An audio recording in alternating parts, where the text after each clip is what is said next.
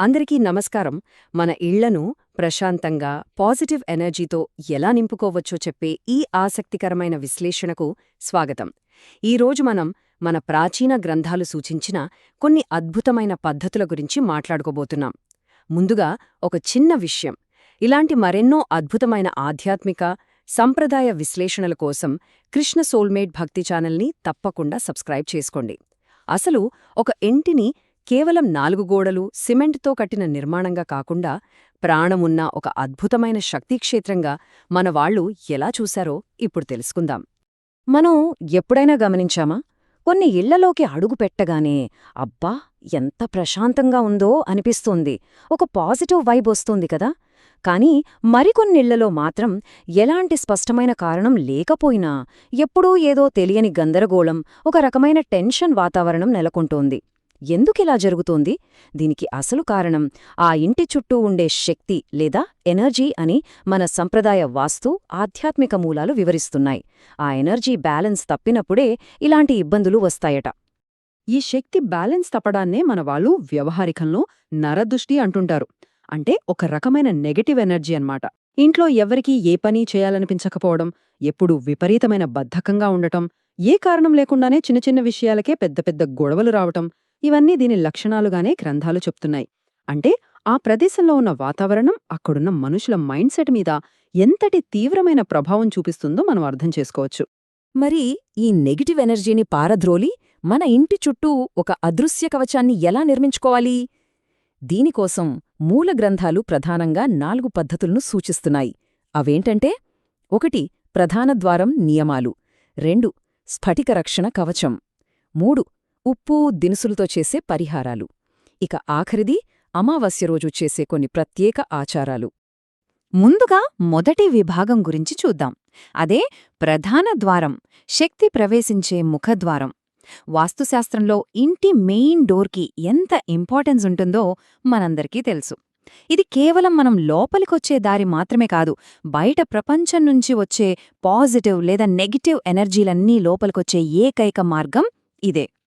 ఇక్కడ సంప్రదాయ వాస్తు నిపుణులు చెప్పిన ఒక అద్భుతమైన మాటను మనం ఖచ్చితంగా గుర్తుంచుకోవాలి. ప్రధాన ద్వారం శక్తులన్నింటికీ ప్రధాన ప్రవేశద్వారం.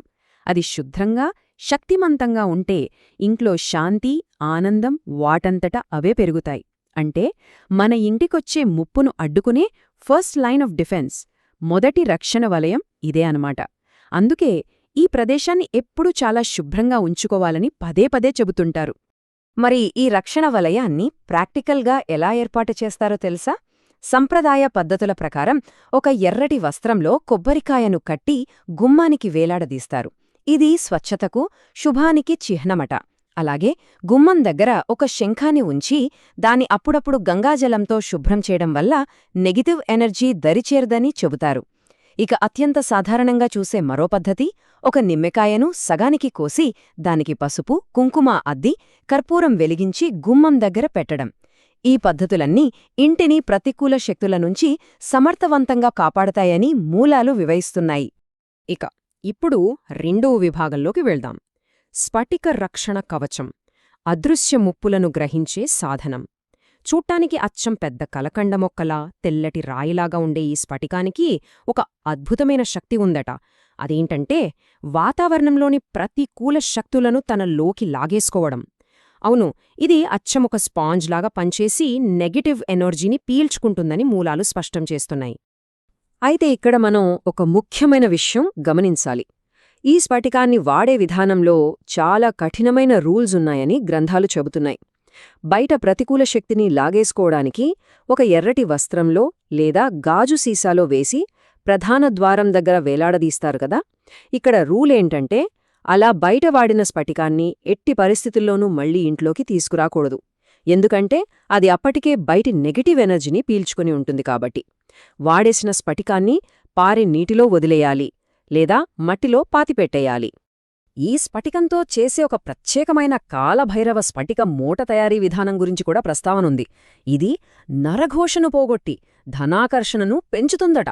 దీని ఎలా చేయాలంటే ముందుగా ఒక నల్లటి వస్త్రం తీసుకోవాలి. అందులో ఈ స్ఫటికంతో పాటు 6 లవంగాలు, ఒక రూపాయి కాయిన్ వెయ్యాలి. ఆ తర్వాత ఒక నల్లటి దారంతో ఖచ్చితంగా 9 సార్లు చుట్టి మూటగట్టాలి.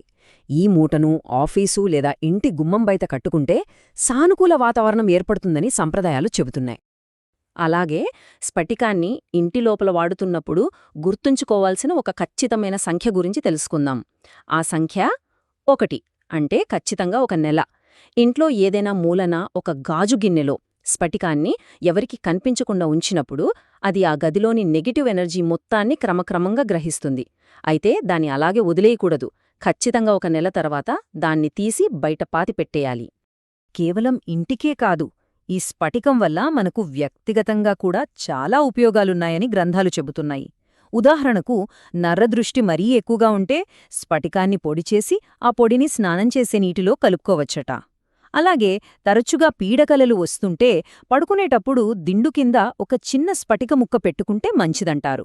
ఇక ఆర్థిక స్థిరత్వం కోసమైతే ఇల్లు తుడిచే నీటిలో కొంచెం స్ఫటిక పౌడర్ కలిపి వాడాలని కూడా మూలాలు సూచిస్తున్నాయి. ఇక 3వ విభాగానికి వస్తే ఉప్పు మరియు దినుసుల పరిహారాలు. స్తబ్దుగా ఉన్న శక్తిని తటస్థీకరించడం. ఈ పరిహారాల కోసం మనం ఎక్కడెక్కడికో వెళ్లాల్సిన పనిలేదు. మన వంటగదిలో ఎప్పుడూ ఉండే వస్తువులే ఇవి. ముఖ్యంగా కల్లుప్పు, నల్ల ఉప్పు, అలాగే లవంగాలు. వీటికి స్తబ్దుగా ఉన్న ఎనర్జీని తటస్థీకరించే అంటే న్యూట్రలైజ్ చేసే అద్భుతమైన లక్షణముందని నమ్ముతారు. ఇవి చాలా సులభంగా అందుబాటులో ఉండే పవర్ఫుల్ పరిహారాలు. ఈ కల్లుప్పు, లవంగాలతో చేసే ఒక అద్భుతమైన ప్రక్రియ గురించి చూద్దాం. దీన్ని సాధారణంగా గురువారం లేదా ఆదివారం రోజుల్లో చేస్తుంటారు. ముందుగా ఒక గాజు గిన్నె తీసుకుని నిండుగా కల్లుప్పు పోయాలి. ఆ ఉప్పు మీద 4 దిక్కులా 4 లవంగాలు ఉంచాలి. ఆ తర్వాత దానిపైన ఒక చిన్న కొవ్వొత్తి కాని లేదా 2 నూనె ప్రమిదలు కాని వెలిగించాలి.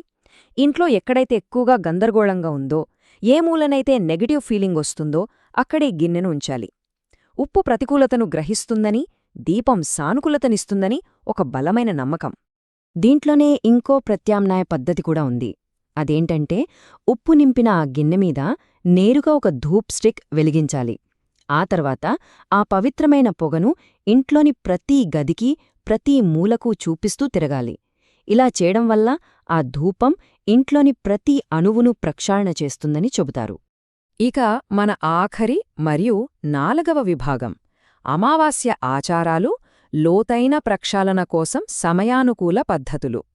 సాధారణ రోజుల కంటే అమావాస్య తిథినాడు ఇలాంటి శక్తుల ప్రభావం చాలా తీవ్రంగా ఉంటుందని ప్రాచీన గ్రంథాలు స్పష్టం చేస్తున్నాయి.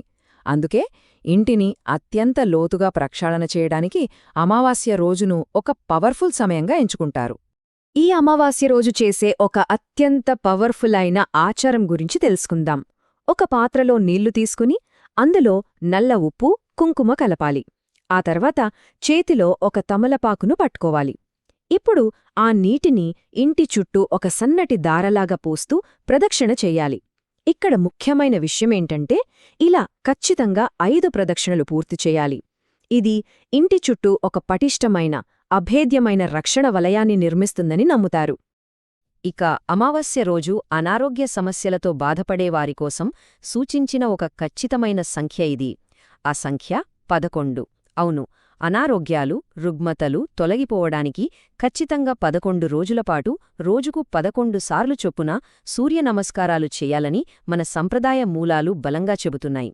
ఇది శారీరక, ఆధ్యాత్మిక ఆరోగ్యానికి ఒక అద్భుతమైన రెమెడీ. అయితే ఇక్కడ మనం ఒక విషయం అస్సలు మర్చిపోకూడదు. ఈ పరిహారాలన్నీ చేసి అలా వదిలేస్తే ప్రయోజనం ఉండదు. వాటిని ఎప్పటికప్పుడు మార్చడం చాలా ముఖ్యం. దానికి సంబంధించిన వివరాలను గమనిస్తే, బయట కట్టిన స్ఫటికం రంగు మారితే వెంటనే మార్చేయాలి, లేదంటే 6 నెలలకోసారి ఖచ్చితంగా మార్చాలి. అలాగే లోపల దాచిపెట్టిన స్ఫటికాన్ని ఖచ్చితంగా నెలకొకసారి మార్చాలి. ఇక కల్లుప్పు గిన్నెస్తున్నారు. ఇక ముగించే ముందు ఒక్కసారి లోతుగా ఆలోచిద్దాం. మానవుడికి ఎప్పుడూ తన ఇల్లు ఒక సేఫ్ జోన్లాగా, అత్యంత సురక్షితమైన, ప్రశాంతమైన ప్రదేశంగా ఉండాలనే ఒక బలమైన మానసిక అవసరం ఉంటుంది. ఆ అవసరాన్ని తీర్చడానికి, తెలియని భయాలను పోగొట్టడానికి మన ప్రాచీనులు అప్పట్లోనే ఎంత సైంటిఫిక్గా, క్రమబద్ధంగా ఈ వ్యవస్థలను డిజైన్ చేశారో కదా. ఈ పద్ధతులు మన ఇంట్లో ఎలా ప్రశాంతతను నింపుతాయో విశ్లేషించుకోవడం నిజంగా ఆశ్చర్యంగా అనిపిస్తోంది. ఈ విశ్లేషణ అందరిలో ఒక కొత్త ఆలోచనను రగిలించిందని ఆశిద్దాం. నమస్కారం.